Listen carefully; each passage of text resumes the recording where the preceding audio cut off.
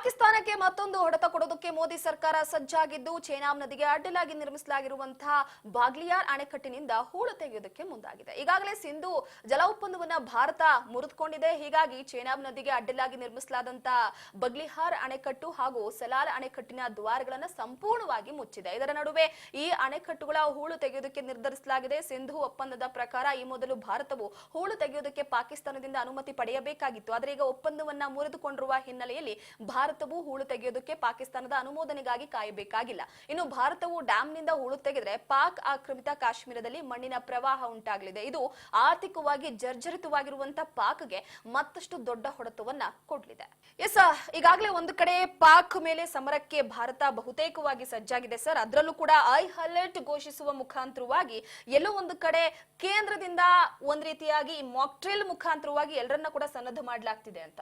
S Roopa, ಪಾಕಿಸ್ತಾನವನ್ನ ಈ ಬಾರಿ ಹೇಗಾದ್ರೂ ಮಾಡಿ ಅಣಿಲೇಬೇಕು ಅಂತ ಹೇಳಿ ನಿರ್ಧಾರ ಮಾಡಿರ್ತಕ್ಕಂತಹ ಭಾರತ ಕಳೆದ 8 ದಿನಗಳಿಂದ ಒಂದಿಲ್ಲೊಂದು ರೀತಿಯಲ್ಲಿ ಬಹಳ ಕಠಿಣ ಕ್ರಮಗಳನ್ನ ಕೈಗೊಳ್ತಾ ಇರೋದನ್ನ ನಾವು ನೋಡ್ತಾ ಇದೀವಿ. ಮೊದಲಿಗೆ ರಾಜತಾಂತ್ರಿಕವಾಗಿ ಪಾಕಿಸ್ತಾನವನ್ನ ಕಟ್ಟಿ ಹಾಕುವಂತಹ ಕೆಲಸವನ್ನ ಈಗಾಗಲೇ ಭಾರತ ಮಾಡಿದೆ. ಈ ರಾಜತಾಂತ್ರಿಕವಾಗಿ ಮಾಡಿರ್ತಕ್ಕಂತಹ ಪ್ರಹಾರ ಏನಿದೆ ಇದು ದೊಡ್ಡ ಯುದ್ಧನೇ. ಇದು ನೇರ ದಾಳಿಗಿಂತಲೂ ಸಹ ದೊಡ್ಡ ಮಟ್ಟದ ಪರಿಣಾಮವನ್ನು ಉಂಟು ಮಾಡ್ತಕ್ಕಂತ ಒಂದು ಕೆಲಸ ಇದಾಗಿದೆ. ಯಾಕಂದ್ರೆ ರಾಜತಾಂತ್ರಿಕವಾಗಿ ಪಾಕಿಸ್ತಾನವನ್ನ ಹಗ್ಗ ಕಟ್ಟಿ ಕೈ ಕಾಲು ಎಲ್ಲವನ್ನ ಕಟ್ಟಿ ಬಿಸಾಕಾಗಿದೆ. ಈಗ ಒಂದನೇದಾಗಿ ಜಲ ನೀರು, ಕುಡಿಯುವ ನೀರು ಸಹ ಸಿಗದೆ ಇದ್ದಂಗೆ ಮಾಡುವಂತ ಪರಿಸ್ಥಿತಿ ಈಗ ನಿರ್ಮಾಣ ಆಗಿದೆ. ಎರಡನೇದಾಗಿ ಆಹಾರ ಪದಾರ್ಥಗಳ ಮೇಲೂ ಸಹ ಒಂದು ಪೆಟ್ಟನ್ನ ಕೊಟ್ಟಿದೆ. ಹಾಗೇನೆ ಪ್ರಜೆಗಳು ಆ ಕಡೆ ಈ ಕಡೆ ಹೋಗದೆ ಇದ್ದಂಗೆ ನೋಡ್ಕೊಂಡಿದ್ದಾರೆ. ಜೊತೆಗೆ ಯಾವುದೇ ಪತ್ರ ವ್ಯವಹಾರ ಮಾಡಬಾರ್ದು, ಮತ್ತೆ ಇನ್ನೊಂದು ಕಡೆ ಯಾವುದೇ ವಾಯು ಮಾರ್ಗಗಳನ್ನ ಬಳಕೆ ಮಾಡಬಾರ್ದು, ನೌಕಾ ಬಂದರುಗಳನ್ನ ಬಳಕೆ ಮಾಡಬಾರ್ದು. ಹೀಗೆ ಒಂದೊಂದಾಗಿ ಎಲ್ಲವನ್ನ ತನ್ನ ಪರಿಸ್ಥಿತಿಯನ್ನ ತನ್ನ ಹತೋಟಿಗೆ ತೆಗೆದುಕೊಂಡಿರ್ತಕ್ಕಂಥ ಭಾರತ ಅದರ ಜೊತೆಗೆ ವಿಶ್ವದ ಹಲವು ರಾಷ್ಟ್ರಗಳ ಬೆಂಬಲವನ್ನು ಪಡೆಯುವಲು ಸಹ ಯಶಸ್ವಿಯಾಗಿದೆ. ರಾಜತಾಂತ್ರಿಕವಾಗಿ ಹೇಗೆ ನಿಭಾಯಿಸಬೇಕು, ಏನಾದ್ರೂ ನಾವು ನೇರ ಯುದ್ಧವನ್ನ ಮಾಡಿದ್ರೆ ಅದರಿಂದ ಉಂಟಾಗ್ತಕ್ಕಂಥ ಪರಿಣಾಮ ಏನು ಅಂತಕ್ಕಂಥ ವಿಚಾರಗಳ ಕುರಿತು ಕಳೆದ 8 ದಿನಗಳಿಂದಲೂ ಸಹ ಸರಣಿ ಸಭೆಗಳನ್ನ ಪ್ರಧಾನಿ ನರೇಂದ್ರ ಮೋದಿ ಅವರು ನಡೆಸಿದ್ದಾರೆ. ನಮ್ಮೇಲೆ ಏನಾದ್ರೂ ನೇರ ಯುದ್ಧವನ್ನ ಮಾಡಿದ್ರೆ ಯಾವ ಮಟ್ಟದಲ್ಲಿ ನಾವು ಆರ್ಥಿಕ ನಷ್ಟವನ್ನು ಅನುಭವಿಸಬೇಕಾಗತ್ತೆ, ಅಥವಾ ನಾಗರಿಕರು ಇದಕ್ಕೆ ಯಾವ ರೀತಿ ಪ್ರತಿರೋಧವನ್ನು ತೋರ್ಬೇಕಾಗುತ್ತೆ, ನಾಗರಿಕರಿಗೆ ಯಾವ ನಷ್ಟವನ್ನು ಅನುಭವಿಸ್ತಾರೆ, ಆಸ್ತಿ ಪಾಸ್ತಿ ಏನ್ ನಷ್ಟ ಆಗ್ಬೋದು, ಇದರೆಲ್ಲದರ ವಿಚಾರಗಳನ್ನ ಸಮೀಕ್ಷೆ ನಡೆಸಿ ಅದರ ವಿಶ್ಲೇಷಣೆ ನಡೆಸಿ ತಜ್ಞರಿಂದ ಮಾಹಿತಿಯನ್ನು ತೆಗೆದುಕೊಂಡು ಈಗ ಒಂದು ಹಂತಕ್ಕೆ ಬಂದು ಭಾರತ ನಿಂತಿದೆ. ನಾವು ಈಗ ಪಾಕಿಸ್ತಾನದ ಮೇಲೆ ನೇರ ಯುದ್ಧ ಸಾರಿದ್ರು ಸಹ ನಾವು ಯಾವುದೇ ರೀತಿಯ ಸಮಸ್ಯೆಯನ್ನು ಎದುರಿಸುವಂತಿಲ್ಲ. ನಮಗೆ ವಿಶ್ವದ ಹಲವು ರಾಷ್ಟ್ರಗಳು ಬೆಂಬಲವನ್ನ ಕೊಡ್ತವೆ ಅಂತಕ್ಕಂಥ ಒಂದು ವಿಶ್ವಾಸ ಈಗ ಭಾರತಕ್ಕೆ ಬಂದಿದೆ. ಎಲ್ಲ ವಿಶ್ವದ ಹಲವು ರಾಷ್ಟ್ರಗಳು ಹೇಳೋದಿಷ್ಟೇನೆ, ನೀವು ಭಯೋತ್ಪಾದಕರನ್ನ ಉತ್ಪಾದನೆ ಮಾಡ್ತಾ ಇರ್ತಕ್ಕಂಥ ಪಾಕಿಸ್ತಾನದ ಮೇಲೆ ನೀವು ದಾಳಿ ಮಾಡಿದ್ರೆ ನಾವು ಸಂಪೂರ್ಣವಾಗಿ ಬೆಂಬಲವನ್ನ ಕೊಡ್ತೇವೆ. ನಿಮ್ಮ ಗುರಿ ಭಯೋತ್ಪಾದಕರನ್ನ ನಿರ್ನಾಮ ಮಾಡೋದಾಗಿರ್ಬೇಕು. ಭಯೋತ್ಪಾದಕರನ್ನೇ ಗುರಿಯಾಗಿಟ್ಕೊಂಡು ನೀವು ದಾಳಿ ಮಾಡಿ ಅಂತಕ್ಕಂಥದ್ದು ವಿಶ್ವದ ಹಲವು ರಾಷ್ಟ್ರಗಳ ಒತ್ತಡ ಆಗಿದೆ. ಅಂದ್ರೆ ವಿಶ್ವದಲ್ಲಿ ಹಲವು ರಾಷ್ಟ್ರಗಳು ಈ ಭಯೋತ್ಪಾದನೆಯ ಬಲಿಪಶುಗಳಾಗಿರೋದನ್ನ ನಾವು ಕಾಣ್ತೇವೆ. ಭಯೋತ್ಪಾದನೆಯ ಬಲಿಪಶುಗಳಾಗಿರ್ತಕ್ಕಂಥ ಹಲವು ರಾಷ್ಟ್ರಗಳು ಈಗ ಒಂದು ಭಾರತದ ಬೆನ್ನಿಗೆ ನಿಂತಿವೆ. ಪೆಹಲ್ಗಾಮ್ ಪ್ರಕರಣ ಏನಿದೆ ವಿಶ್ವದ ಕಣ್ಣನ್ನ ತೆರೆಸಿದೆ ಅಂತಾನೆ ಹೇಳ್ಬೇಕಾಗತ್ತೆ.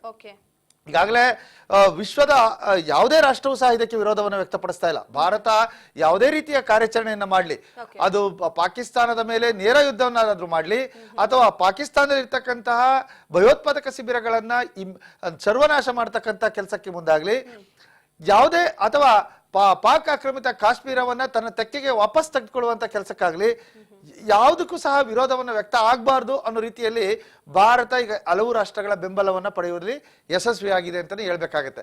ಇದರ ಜೊತೆಗೆ ಭಾರತ ಕಳೆದ 8 ದಿನಗಳಿಂದ ಹಲವು ರೀತಿಯ ತಾಲೀಮುಗಳನ್ನು ಸಹ ಮಾಡಿದೆ. ನಮ್ಮಲ್ಲಿರ್ತಕ್ಕಂಥ ಸೇನಾ ಬಲವನ್ನ ಪರೀಕ್ಷೆ ಮಾಡಿದೆ. ನಮ್ಮ ಸೇನಾ ಬಲದ ವಿಶ್ಲೇಷಣೆಯನ್ನ ಮಾಡಲಾಗಿದೆ. ನೌಕಾಪಡೆ, ವಾಯುಪಡೆ, ಭೂಸೇನೆಯ ಶಕ್ತಿ ಏನು ಅಂತಕ್ಕಂಥದ್ದನ್ನ ವಿಶ್ವಕ್ಕೆ ತೋರಿಸಲಾಗಿದೆ. ನಾವು ವಾಯುದಾಳಿಯನ್ನ ಮಾಡಿದ್ರೆ ಯಾವ ರೀತಿ ನಾವು ವಿರೋಧ ಅಂದ್ರೆ ಶತ್ರು ರಾಷ್ಟ್ರದಿಂದ ತಪ್ಪಿಸ್ಕೊಳ್ಬಹುದು ಅಂತಕ್ಕಂಥ ವಿಚಾರವೂ ಸಹ ಈಗ ಸ್ಪಷ್ಟವಾಗಿ ನಾಗರಿಕರಿಗೆ ಮನವರಿಕೆ ಮಾಡ್ಕೊಡ್ತಕ್ಕಂಥ ಕೆಲಸ ಆಗಿದೆ.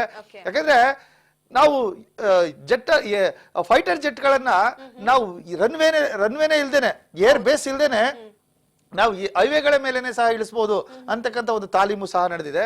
ಹಾಗೆ ನೌಕಾಪಡೆಯಿಂದ ನಾವು ನೇರವಾಗಿ ಶತ್ರು ರಾಷ್ಟ್ರಕ್ಕೆ ಕ್ಷಿಪಣಿಗಳನ್ನ ಯಾವ ರೀತಿ ದಾಳಿ ಮಾಡಬಹುದು, ಶತ್ರು ರಾಷ್ಟ್ರವನ್ನ ಏಕಕಾಲದಲ್ಲಿ ಹೇಗೆ ಸರ್ವನಾಶ ಮಾಡಬಹುದು ಅಂತಕ್ಕಂಥ ವಿಚಾರವೂ ಸಹ, ಅದರ ಪರೀಕ್ಷೆಯನ್ನು ಸಹ ಭಾರತ ನಡೆಸಿದೆ. ಯಾಕಂದ್ರೆ ಈಗಾಗಲೇ ಬ್ರಹ್ಮೋಸ್ ಕ್ಷಿಪಣಿಗಳ ಪರೀಕ್ಷೆಯನ್ನು ನಡೆಸಿದೆ. ನೇರವಾಗಿ ಶತ್ರು ರಾಷ್ಟ್ರಕ್ಕೆ ಗುರಿ ತಲುಪತಕ್ಕಂತ ವ್ಯವಸ್ಥೆಯನ್ನು ಹೊಂದಿದೆ.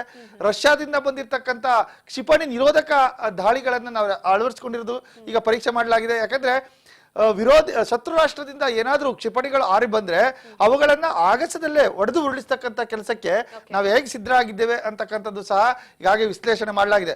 ಈಗಾಗಲೇ ಸೇನೆಗೆ ಸರ್ವತಂತ್ರ ಸ್ವತಂತ್ರವನ್ನ ನೀಡಲಾಗಿದೆ. ಸೇನೆ ಯಾವ ಕಾರ್ಯಾಚರಣೆಗೆ ಹೋದ್ರೂ ಸಹ ಯಾವುದೇ ರೀತಿಯ ಅಡ್ಡಿ ಆಗಬಾರ್ದು ಅಂತಕ್ಕಂಥ ನಿರ್ಧಾರಕ್ಕೆ ಈಗ ಸರ್ಕಾರ ಬಂದಾಗಿದೆ. ಸೇನೆಗೆ ಬೇಕಾಗಿರ್ತಕ್ಕಂಥ ಶಸ್ತ್ರಾಸ್ತ್ರಗಳನ್ನ ಪೂರೈಸಕ್ಕೆ, ಸೇನೆಗೆ ಬೇಕಾಗಿರ್ತಕ್ಕಂಥ ಆರ್ಥಿಕ ನೆರವನ್ನು ಪೂರೈಸಕ್ಕೆ, ಜೊತೆಗೆ ರಾಜಕೀಯ ವ್ಯವಸ್ಥೆಯಲ್ಲಿ ನಾವು ರಾಜಕೀಯವಾಗಿಯೂ ಸಹ ಬೆಂಬಲವನ್ನು ತಂದುಕೊಳ್ಬೇಕಾಗುತ್ತೆ. ಈ ಎಲ್ಲಾ ಸರ್ವ ಪಕ್ಷಗಳ ಸಭೆ ಕರೆದು ಸರ್ವ ಪಕ್ಷಗಳ ಒಂದು ಬೆಂಬಲವನ್ನು ಸಹ ಸರ್ಕಾರ ಪಡ್ಕೊಂಡಿದೆ. ಹೀಗೆ ಎಲ್ಲಾ ವಿಚಾರದಲ್ಲಿಯೂ ಸಹ ಹಂತ ಹಂತವಾಗಿ ಒಂದು ವ್ಯವಸ್ಥಿತ ರೀತಿಯಲ್ಲಿ ಈ ಒಂದು ಕಾರ್ಯಾಚರಣೆಯನ್ನ ಮಾಡಲಾಗಿದೆ. ಈ ಹಂತ ಹಂತವಾಗಿ ನಡೆದಂತ ಜೊತೆಗೆ ಅಂತಾರಾಷ್ಟ್ರೀಯ ಮಟ್ಟದಲ್ಲಿ ಭಾರತ ಪೆಹಲ್ಗಾಮ್ನಲ್ಲಿ ನಡೆದಂತಹ ಭಯೋತ್ಪಾದಕ ದಾಳಿಯಲ್ಲಿ ಪಾಕಿಸ್ತಾನದ ಕೈವಾಡೆ ಇದೆ ಅಂತಕ್ಕಂಥದ್ದನ್ನ ಸಾಬೀತು ಮಾಡಕ್ಕೆ ಈಗಾಗಲೇ ಭಾರತ ಹಲವು ಸಾಕ್ಷಿಗಳನ್ನು ಸಹ ಸಂಗ್ರಹಿಸಿದೆ. ಪಾಕಿಸ್ತಾನದ ನಡವಳಿಕೆ ಬಗ್ಗೆ ವಿಶ್ವಸಂಸ್ಥೆಯಲ್ಲಿ ಸ್ಪಷ್ಟವಾದ ಸಾಕ್ಷ್ಯಗಳನ್ನು ಒದಗಿಸಿಕೊಡಲಾಗಿದೆ. ಹೀಗೆ ವಿಶ್ವದ ರಾಷ್ಟ್ರಗಳು ಭಾರತ ಒದಗಿಸಿಕೊಟ್ಟಿರ್ತಕ್ಕಂಥ ಸಾಕ್ಷಿಯನ್ನ ಒಪ್ಪಿಗೆ ಸೂಚಿಸಿವೆ. ಹೌದು, ಇದು ಪಾಕಿಸ್ತಾನದ ಕೈವಾಡ ಇದೆ ಪೆಹಲ್ಗಾಮ್ ದಾಳಿಯಲ್ಲಿ. ಇಂತಹ ಮತ್ತೊಂದು ದೇಶ ಭಾರತದಂತೆ ಭಯೋತ್ಪಾದನೆಗೆ ಬಲಿಪಶು ಆಗಬಾರ್ದು, ನಾವು ಅವರಿಗೆ ಬೆಂಬಲವನ್ನ ಕೊಡಬೇಕು, ಇದೇ ಸೂಕ್ತ ಸಮಯ ಅಂತ ಹೇಳಿ ಹಲವು ರಾಷ್ಟ್ರಗಳು ಒಂದು ನಿರ್ಧಾರಕ್ಕೆ ಬಂದಂತೆ ಕಾಣಿಸ್ತಾ ಇದೆ.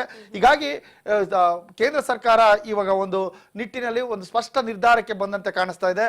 ಇನ್ನು ಕೆಲವು ದಿನಗಳಲ್ಲಿ, ಅಂದ್ರೆ 2-3 ದಿನಗಳಲ್ಲಿ ಅಥವಾ ಯಾವುದೇ ಕ್ಷಣದಲ್ಲಾದ್ರೂ ಸಹ ಪಾಕಿಸ್ತಾನದ ಮೇಲೆ ನೇರ ದಾಳಿಯನ್ನ ಮಾಡ್ತಕ್ಕಂಥ ಸಾಧ್ಯತೆ ಕಂಡು ಬರ್ತಾ ಇದೆ.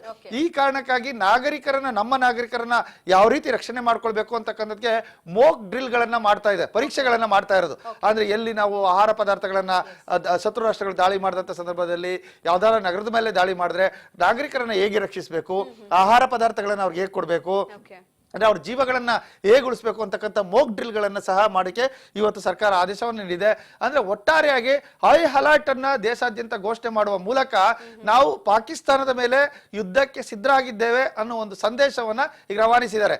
ಪಾಕಿಸ್ತಾನದ ಮೇಲೆ ಯುದ್ಧಕ್ಕೆ ನಾವು ಸಿದ್ಧರಾಗಿದ್ದೇವೆ ಅನ್ನೋದನ್ನ ಘೋಷಣೆ ಮಾಡಕ್ಕೆ ಯಾಕೆ 8 ದಿನಗಳ ಕಾಲ ತಗೊಂಡಿದೆ ಭಾರತ ಅಂದ್ರೆ, ವಿಶ್ವದ ಹಲವು ರಾಷ್ಟ್ರಗಳಿಗೆ ನಾವು ಸಾಕ್ಷಿಯನ್ನ ಕೊಡಬೇಕಾಗುತ್ತೆ. ಈಗ ಎಲ್ಲಾ ರೀತಿಯ ಸಾಕ್ಷಿಯನ್ನ ನಾವು ವಿಶ್ವದ ರಾಷ್ಟ್ರಗಳಿಗೆ ಕೊಟ್ಟಿದ್ದೇವೆ. ಈ ಕಾರಣಕ್ಕಾಗಿ ನಮ್ಮ ಯಾವುದೇ ವಿಶ್ವದ ರಾಷ್ಟ್ರಗಳು ನಮ್ಮ ಮೇಲೆ ನಿರ್ಬಂಧ ಇರುವುದಾಗ್ಲಿ, ನಮ್ಮ ವಿರೋಧವಾಗಿ ನಡ್ಕೊಳ್ಳೋದಾಗ್ಲಿ ಮಾಡಬಾರ್ದು ಅನ್ನೋ ಕಾರಣಕ್ಕೆ ನಡೆದಿದೆ. ಹೀಗಾಗಿ ಹಂತ ಹಂತವಾಗಿ ಎಲ್ಲಾ ವಿಚಾರಗಳನ್ನ ಹಾಗೂ ಹೋಗುಗಳ ಬಗ್ಗೆ ಚರ್ಚೆ ನಡೆಸಿ, ಮುಂದೆ ಆಗ್ತಕ್ಕಂಥ ಸಾಧಕ ಬಾಧಕಗಳ ಬಗ್ಗೆ ಚರ್ಚೆ ನಡೆಸಿ ಈಗ ಅಂತಿಮ ನಿರ್ಧಾರಕ್ಕೆ ಭಾರತ ಸರ್ಕಾರ ಬಂದಿದೆ. ಪಾಕಿಸ್ತಾನದ ಸೇನಾ ನೆಲೆಯ ಮೇಲೆ ಬೇಕಾದ್ರೂ ದಾಳಿ ಮಾಡಬಹುದು, ಅಥವಾ ಪಾಕಿಸ್ತಾನದಲ್ಲಿ ಅಡಗಿ ಕುಳಿತಿರ್ತಕ್ಕಂಥ ಭಯೋತ್ಪಾದಕ ಶಿಬಿರಗಳ ಮೇಲೆ ನೇರ ಏರ್ ಸ್ಟ್ರೈಕ್ ಮಾಡ್ತಕ್ಕಂಥ ಸಾಧ್ಯತೆ ಕಂಡು ಬರ್ತಾ ಇದೆ. ಇದು 2-3 ದಿನದಲ್ಲಿ ಈ ಒಂದು ಚರ್ಚೆಗೆ ಅಂತ್ಯ ಆಡಲಿದ್ದಾರೆ ಭಾರತ ಸರ್ಕಾರ. ಇದು ಸ್ಪಷ್ಟವಾಗಿ ಗೋಚರಿಸ್ತಾ ಇದೆ ರೂಪ.